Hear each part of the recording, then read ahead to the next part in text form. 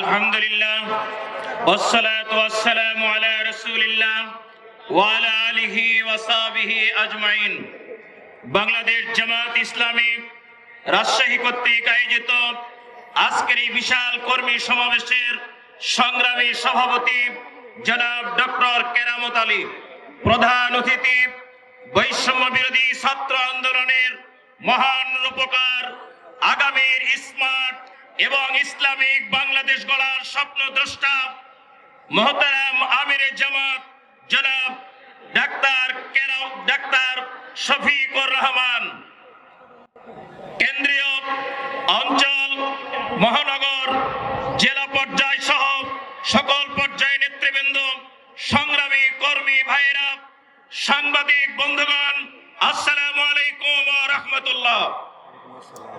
মোহতারাম আমিরে জামাতের আজকের এই কর্মী সমাবেশ প্রমাণ করেছে, আজকের এই কর্মী সমাবেশ দেশবাসীকে জানিয়ে দিতে চাই, ফ্যাসিস্ট সরকারকে বিদায় দেওয়ার পর এদেশের জনগণ একটা ইসলামী কল্যাণকামী রাষ্ট্র প্রতিষ্ঠার স্বপ্ন দেখছে।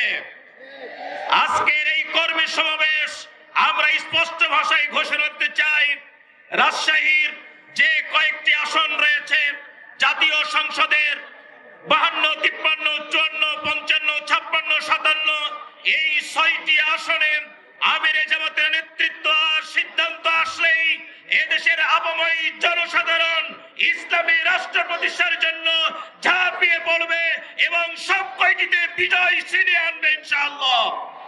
এদেশের মাদ্রাসা শিক্ষক পরিষদ এবং উলামায়ে কেরামদের পক্ষ থেকে আমি দীপ্ত কণ্ঠে ঘোষণা দিতে চাই, হেফাজতে ইসলাম কওমি আলিয়ার নয়, সকল উলামায়ে কেরাম এখন স্বপ্ন দেখছে এদেশের জমিনে ইসলামী রাষ্ট্র প্রতিষ্ঠার। বাবার শাসন আর মেয়ের শাসন আর চাচার শাসন বিদায় নিয়েছে, স্বামী স্ত্রী শাসন সেটাও শেষ হয়েছে।